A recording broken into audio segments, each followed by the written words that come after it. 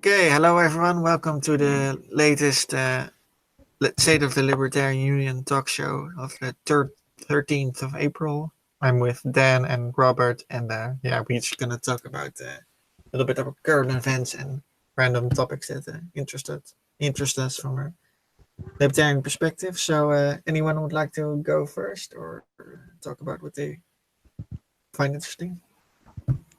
Yeah, sure, Thijs. So thanks for putting this together today. We haven't done one in a while. I'm Daniel Elwood of the Actual Anarchy podcast. We talk about movies from a Rothbardian and anarcho-capitalist perspective. And one of the key things that we uh, do is, we work with memes and movies and stuff to try to spread liberty. And there's a lot of stuff going on in the EU that I think, since you were there, might be of interest to talk about. One of them being Article 13, which is like a copyright directive that is preventing people from sharing memes, basically outlawing and banning memes over there. Has that resulted in any actions that you are aware of so far? Well, as I understand it, it was like a week or a couple weeks ago that the vote has passed, but it usually takes a while before it becomes actual law, so you can actually apply it. But yeah, the green light has been given, so, as I understand it. Uh, so yeah, if everything goes through and if nothing gets adapted, then essentially you will have the upload filters, and that's sucks. Really sucks because as I talked about before the show, if every post would indeed get filtered for copyrighted content, and not just like memes but also all sorts of videos, that yeah because that filter would have to be presumably have to be automatic. It would very much have a stifling effect on expression, I think, so that could be a big problem. Right. Now, in the United States, we have a court system. So, like, we got our rulers will make some crappy law, and then it'll get challenged in the court system and maybe deemed like unconstitutional or something. It doesn't happen very often, but every once in a while it does happen. Does the EU have any sort of similar kind of thing? Well, it's a bit tricky. The EU does have like a senior court, but the EU court essentially treats EU treaties as the highest source of law. So it's very unlikely that they'll strike this down on like freedom of expression grounds, because copyright protection is also one of their goals. But yeah, there's another high court and the Council of Europe, I think it's called, and that one might have some impact. But yeah, the trick is because we have a very in the we have a very much a culture of a sort of a balancing test of rights and protections and so on. So it's very easy to get legislation to they can suppress one right in favor of the protection of copyright, for instance. So I am not very optimistic that it will get stricken down. Yeah.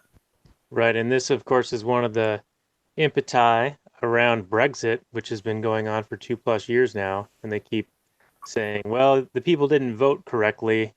They didn't vote the way we wanted. So we're going to keep trying to drag our feet or have additional votes. But that's essentially what people in the UK are voting on, is whether some outside entity, a pseudo, world government kind of situation with the EU can dictate to them the laws and things of that nature, which you are describing, seem to be very difficult to repeal or change. Yeah, that's correct. Yeah, I've been following the Brexit discussion as well, and yeah, there's no denying that it's really a mess right now over there, because they keep postponing it. We're supposed to go out 29th of March, I believe, and yeah, they keep postponing it. And the trick also is that the Parliament can't get majority vote on anything, not on no deal, not on a new referendum or anything like that. So it just Yeah, keeps going forward. Yeah. the timing of this Article 13 thing, I mean, it seems to me that if people weren't already emboldened into the wanting to leave the EU, having things like Article 13 happen, and what was it last year? Was the GDPR? Forget what that one exactly is, but it's about like any website that does business in the EU has to have all these privacy protections and warnings and other bloat that makes the websites far less user friendly. But it's directives like that that is going to embolden people to want to leave. So if it's not bad enough now, it soon will be because they just keep piling on these additional interventions and they beget even more interventions. I mean, just going back to this Article 13, you were talking about filters and algorithms that would be put into place to try to capture these things and prevent them from being posted. I've noticed, even in the US on Facebook, that for the last several weeks, it's been acting very, very strangely. Like certain things disappear, you don't get notified for certain things. There's a lot more meme and shared content that seems to go into the void. So I wonder if they're starting to try to implement the filters that you speak of. I know YouTube has algorithmic search so they can find copyrighted like musical content or movie content and give copyright strikes to users. We got nailed with a few of those a couple of years ago. So I know that's been in place for a while. Also, I think, what's it called, Robert? The Project Veritas, that's the James O'Keefe like undercover journalist stuff.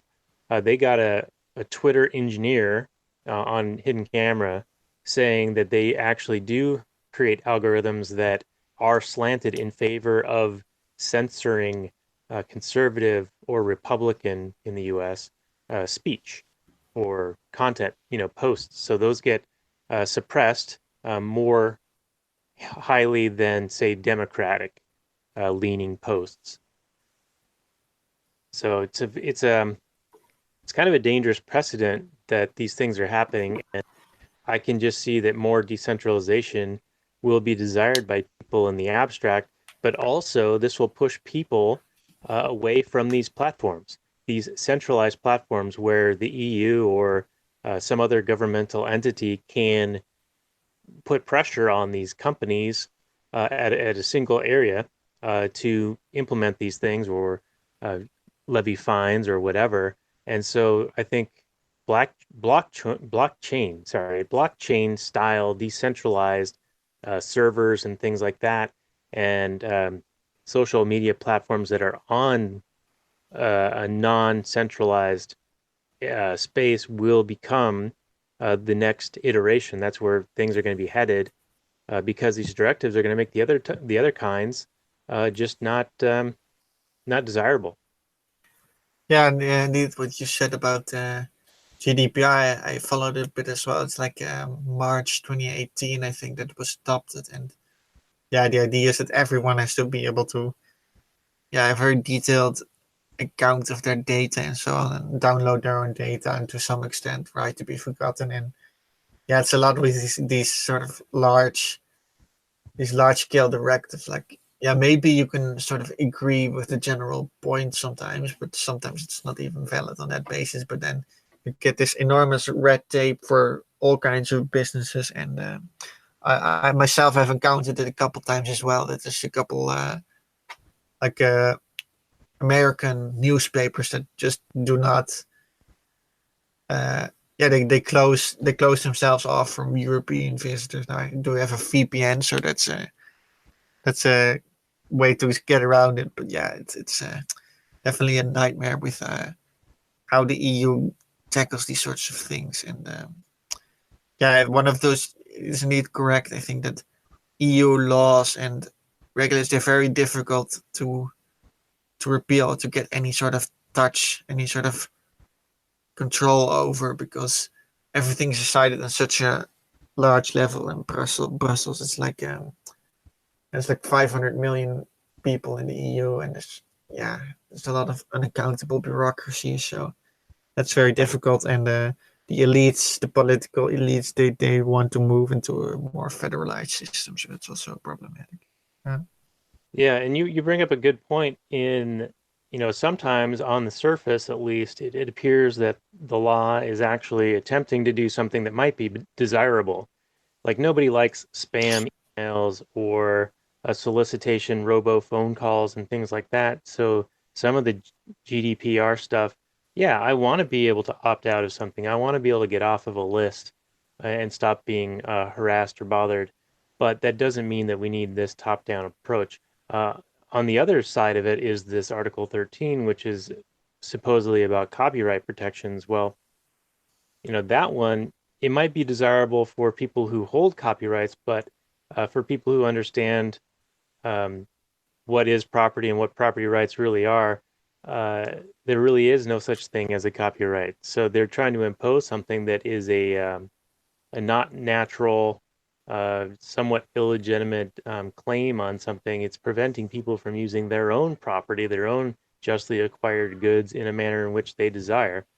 And so, I mean, you're right. Sometimes the directives seem plausibly good at the outset, and then they do a fair amount of overreach. But other times, it's just a bad idea to begin with. And definitely with copyright, I also think I agree with the basic tenet that copyright is illegitimate because, yeah, on the one hand, you can see why attribution is just, yeah, it makes sense. It's valid to sort of let people know where you get your content from and so on. So I don't know if you're familiar with free culture or free cultural works movement, but it's like Creative Commons licensing and so on. They essentially have the conditions that you do have to attribute, but you can share freely and you can modify as long as you keep it free, and that's sort of a much more interesting way to deal with these sort of issues. And yeah, I honestly think that the business model of restricting all your content behind the paywall and expecting everyone to abide by it might already be outdated because yeah, the technology is there to, for instance, if you're producing a video, a movie or something, then the technology is there to pirate it and to torrent it and so on. And eventually it will happen. And yeah, you even if you try to stop it legally, someone else will re-upload it. And yeah, it's probably better for the internet age for content creators to adopt a different model primarily than try to suppress all unauthorized use of an image because yeah, just like with memes, those most of those are like stock photos or something. But if you really expect everyone to seek permission for stock photos and for memes instead of just attribution, and yeah, the Right. entire culture gets to a grinding halt. Yeah. And you had mentioned that some of these companies, like American newspapers, won't even serve their content to certain countries just because of these restrictions and regulations. And rather than having to try to accommodate and deal with them, they just decide to not even bother. They're like, okay, if we're going to get fined or in trouble for having our content there, then we just won't make our content available there. And in the pre-show area, we were talking about this, and now I have the article in front of me. But basically, the French government imposed a new anti-fake news law that took effect last December. And as a result, Twitter is now blocking all political ads because of the French law. Well, the French government tried to post content on Twitter. And well, I'll just read this real quickly here. It says, in December, an anti-fake news law took effect in France. It forces Twitter and other platforms to provide a database revealing information about who paid for political ad campaigns. Twitter, instead, opted to prevent political ads from France entirely to make sure that they don't break the law. So when the French government tried to run an ad campaign encouraging citizens to register to vote, they were blocked by Twitter. Yeah. Yeah, I heard a little bit about this story, and yeah, it's kind of insane because yeah, you get a lot of that fake news and stuff like that. Like also 2016 election about how Russian memes changed the result of the election, even though it were like a handful of memes with like a very low view count and so on, and all this lot of hysteria surrounding that issue. And I think that even if you sort of get those sort of hidden connections, like maybe there's a Russian front group behind certain memes, like it's not really a big deal anyway, because yeah, regardless of what the content is, people can make up their own minds in terms of what value they attach to content, and Right. yeah, And just lying and propaganda always happens. So yeah, right. And just think of the hysterics around it, but it's totally hypocritical because the US meddles in elections around the world constantly and has done so for decades. And not only that, but it also shows if this truly is a risk of Democratic votes, then, I mean, a couple of things. Number one, it was down to the two people, right? Coke or Pepsi, Trump yeah, or Hillary. So, really, even if there was meddling in the election, they were both in the position to win. And if it was going to be that close and could be swayed that much by a few memes, well, so much for democracy, you know? yeah, exactly, and yeah, also to connect things with current events, the same thing was talked about by with the WikiLeaks and so on, with the DNC email leaks, and yeah, whether or not, yeah, of course it was hacked and it's an issue, but I mean the information was truthful, and ultimately people get to decide what they do with that information, and it's not like the voting system itself was tampered with or interfered with or anything. So it's not like this sort of a grand attack against democracy. And yeah, like we know, democracy itself is also flawed in its own nature. But Yeah. yeah, In yeah, what universe is it the moral outrage that something got released rather like the crimes were exposed and the outrage isn't the crimes. The outrage is that they were exposed. That's bizarre. yeah, exactly.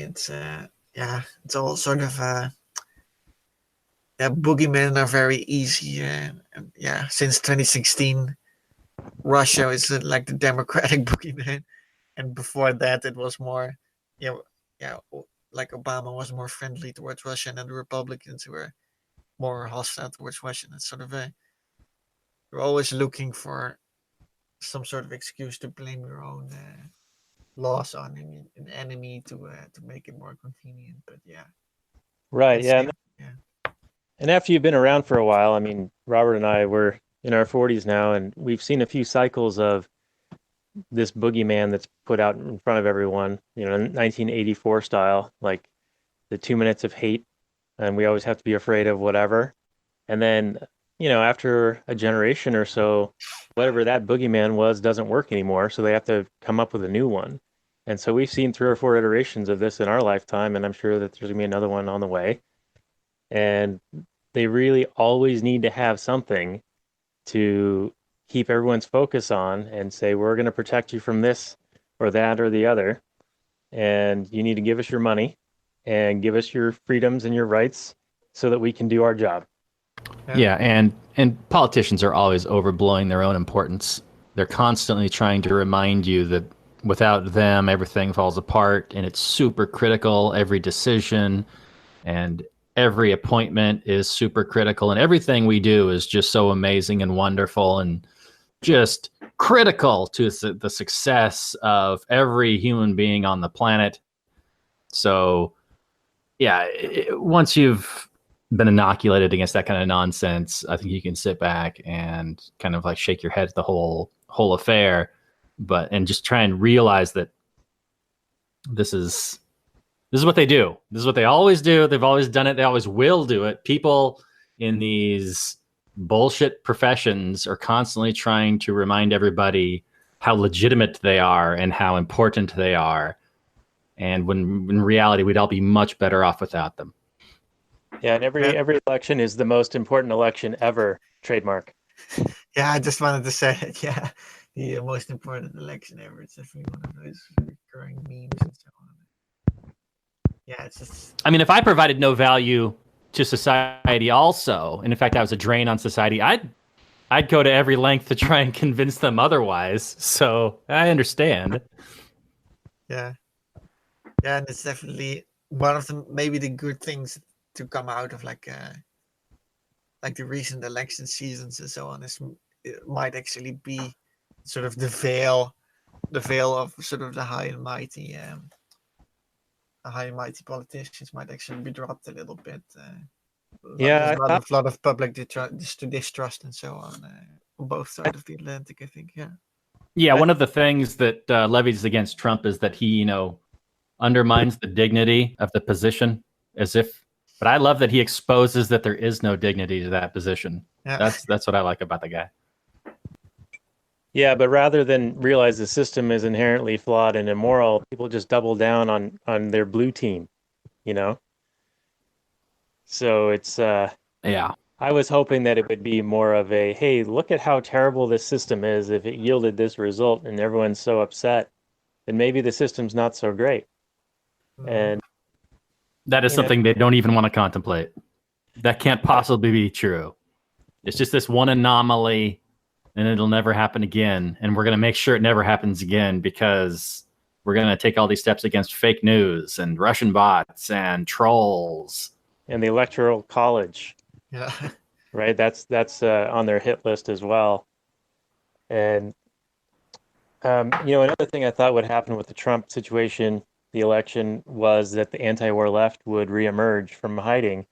And I was sorely disappointed. I mean, there were some jokes about it when the election results finally happened, and everyone was like, well, maybe they'll come out of their caves and we'll have the anti-war people out there again.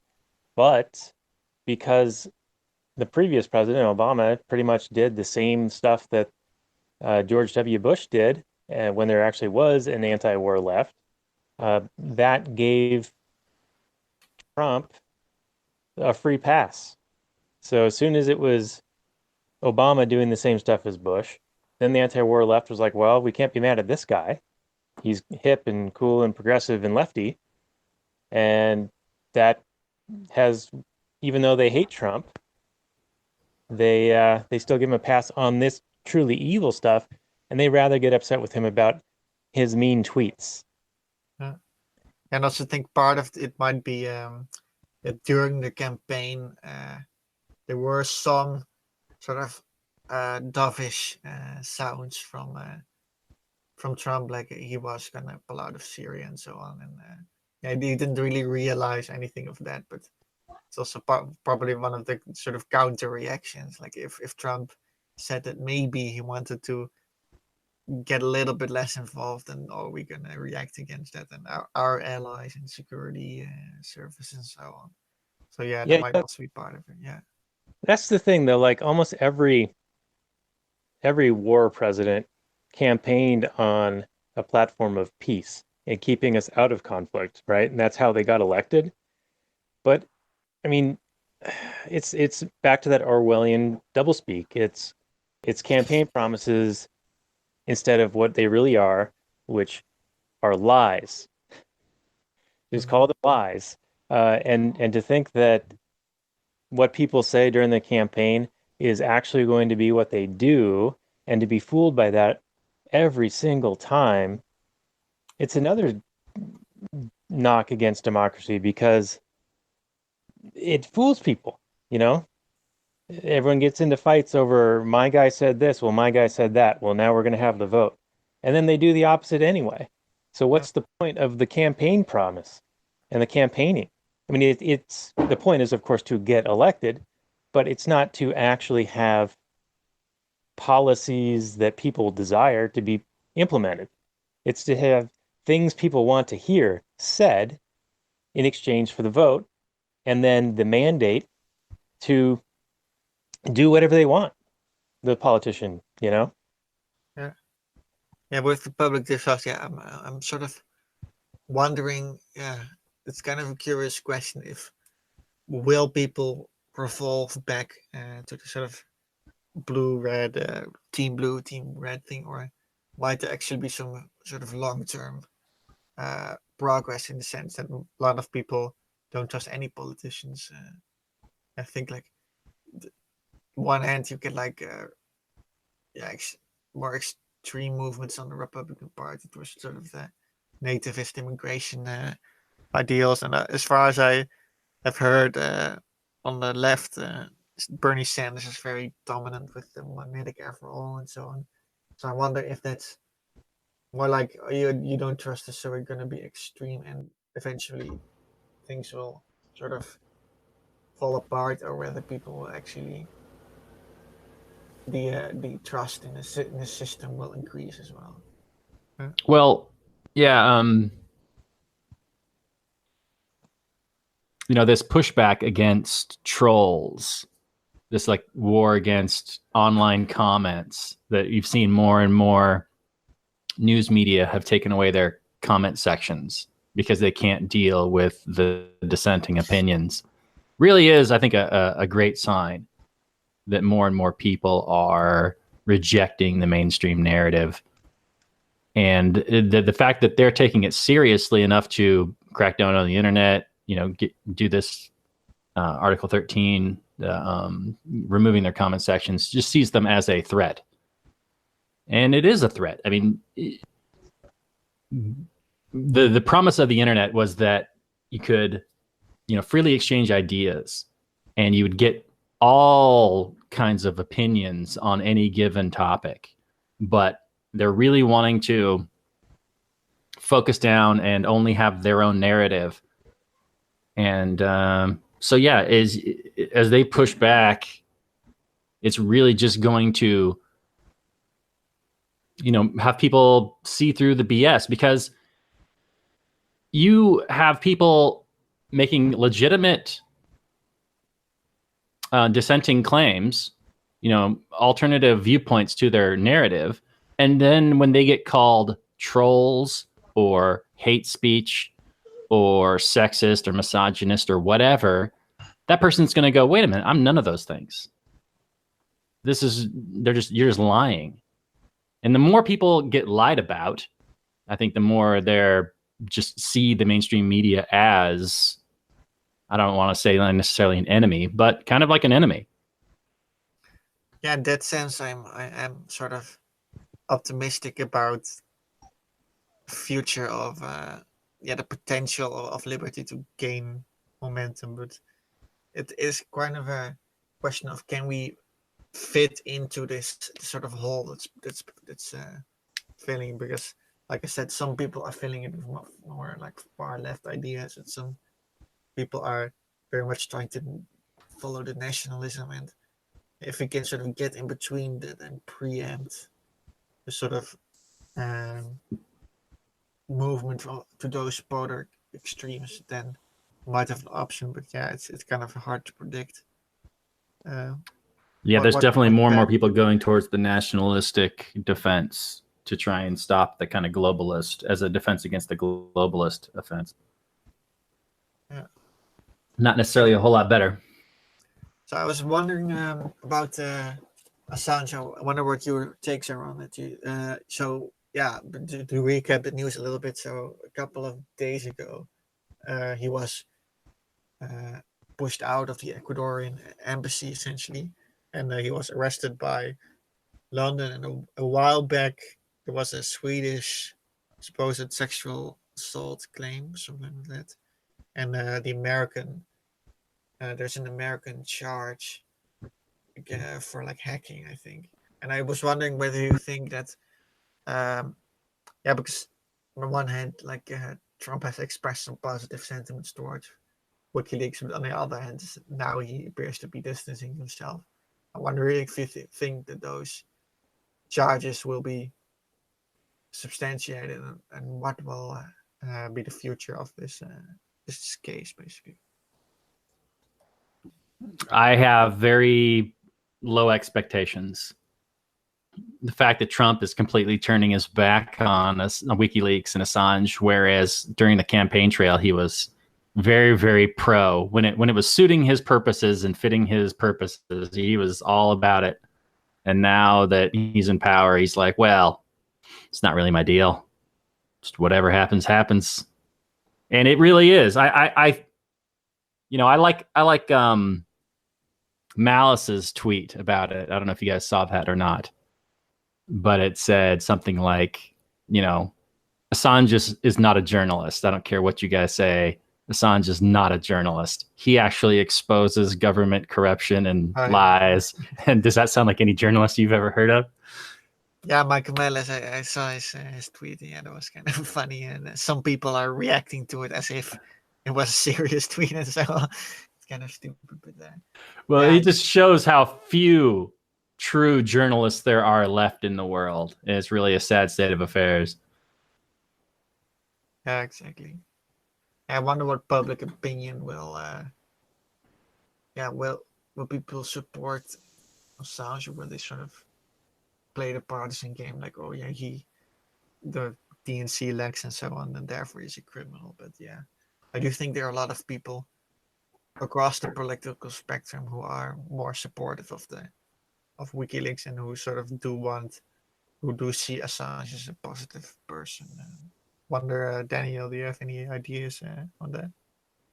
Well, unfortunately, I wouldn't be surprised if we never see him again. I mean, they've been after this guy for a long time, and he embarrassed them. And, like I'd said earlier, people are more outraged that the crimes of others got exposed rather than the crimes themselves being a terrible thing. And, he embarrassed them, and that's a sacrilegious thing. That's a heretical. How do you say that? Heretical. Heretical. Yeah, he's he's shown the emperor doesn't have clothes, and he must be punished accordingly, according to them. Yeah, he's really unpopular among the My Country Right or Wrong crowd, which shocks me that crowd is still a thing, but apparently it is. It's the blind nationalism crowd. Like, yeah, all countries do bad things, but you're emboldening our enemies by revealing them. It's like, really, dude? Are you a child? Yeah. Yeah, I think some, especially like the neocons and so on. And I do listen to like Ben Shapiro occasionally. I know he's not good at stuff, but it's sort of a know your enemy kind of thing. And yeah, on domestic policy is kind of this guy's pretty good all over, but except for maybe like police issues. But yeah, when it comes to foreign policy, he backs everything that the military does, basically, and the military establishment, and they're very trusting. It's kind of annoying, and it's sort of people still, after the disaster of Iraq and Afghanistan and so on, that it's still a sort of attitude of this system has to be supported no matter what. Yeah, Shapiro is great on a lot of things, but disgusting on the most important things. So I'm not a fan overall. Yeah, definitely get that perspective. Yeah. He's a blind supporter of war and Israel, and just the worst things that governments do. So I don't care how many SJWs he takes down, and there's plenty of people. Smacking down SJWs is low-hanging fruit these days. So, well, it always has been. So, yeah, I could leave him entirely. Yeah, the irony of his position on being hawkish and pro-Israel is that he has the same level of reasoning as SJWs do for their outrage. It's all emotional, and so it's just kind of funny that he's able to see it in others, but not in his own thing. He's got the blinders on for sure. Yeah, exactly. I definitely recognize them as well. Like, if you hear at some of his arguments about what may or may not be anti-Semitic, he's quite quick to grab to jump to that word, and like, yeah, if you compare that to when people on the left call people racist or so on, it's very it's like the mirror image sometimes, and it's very frustrating that these are the choices available. Yeah, Yeah, mainstream choices. Yeah. exactly. Yeah, to even question is anti-Semitic. To even and to the left, to even question or raise a point about something is racist. And Shapiro's own comment back to them is, well, facts don't care about your feelings. Well, and facts aren't racist per se. They're just information. They're they don't have a they don't have like a mind of their own. It's how you use them. Facts don't have an agenda. Yeah. Yeah, exactly. So I wonder, do you have any particular like news items or issues or libertarian topics you've encountered the last week that you would think is interesting to discuss? Some topics that haven't been mentioned yet. Well, the thing I would mention is we were discussing, the most important election ever and how people can get lied to every election cycle and still yet believe in the system. And I think it has a lot to do with, you're fed this indoctrination throughout your entire life in the government schools and then in the media, television, and Hollywood, which, we do movies and try to analyze them from that perspective as our kind of foot in the door into people's minds. We can plant some seeds and things of that nature. But we had a really good conversation last night with Keith Knight of Don't Tread on Anyone about the Larkin Rose seminar, Candles in the Dark, which is a way of sharing these ideas with statists, people who have been indoctrinated for so long, for their entire lives, and they don't see these things for what they are. And there's it's up on his YouTube channel right now, and I'll probably put it up on our actualanarchy.com website. But it was a lot of fun. Robert, do you have any commentary on that? And then I should probably get done with the call after this. Yeah, no problem. We can wrap it up after this. Yeah. No, yeah, the Don't Tread on It. Yesterday we were doing the Larkin Rose Candles in the Dark. I hope he's still doing that, because we did that about a year and a half ago, and I think he's still keeping up with that. We're also still anticipating his Mirror, if he's ever going to finish that. But I'm just a big fan of Larkin in general, and that, if you haven't checked out Candles in the Dark, it really outlines a strategy for liberty lovers to talk with their statist friends and to hopefully bring them around to our way of thinking. It's a way of making them feel comfortable, yet, well, I don't know if I'd say comfortable, but keeping them on point in terms of the morality of their ideas, but not letting them escape to changing subjects. Anyway, I'm doing a terrible job of explaining it. Just the worst. I think what you're saying is keep them comfortable within the confines of the conversation. Like, you're not challenging them directly, but you are bringing them to a point of discomfort in their mind where they're holding two disparate beliefs at the same time. So they run into cognitive dissonance. And then later on, if they consider it further, they might actually come to an epiphany. Okay. Yeah, that's better. Sounds interesting. Yeah, I've also been thinking about all about strategy and rhetoric and so on, and how to frame the message, because I think in terms of like policies and philosophy, we sort of have most of it down in terms of the actual substance. But yeah, the reach out is definitely the issue, and how do you get both your ideas out there and present it in sort of a way that people are open to the issues, and that you don't get like the Aleppo gaps and so on, and the naked guy running on the stage and that sort of thing. Yeah, but that you actually connect with people on a level that makes sense. Yeah. Right. Because we're all, trying to be good people, but, we've also been lied to for all our formative years, and it's tough to break out of that conditioning.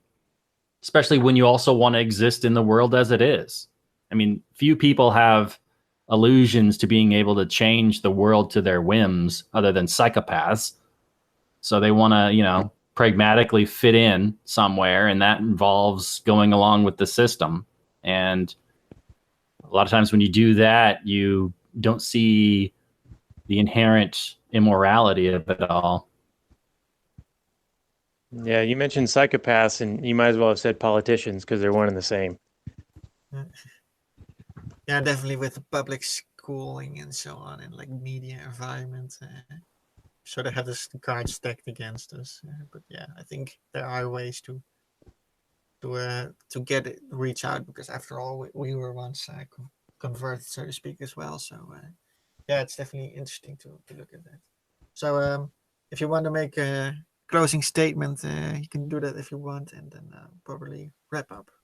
So anything you want to plug or say? Yeah, this was great. Thanks for putting this together.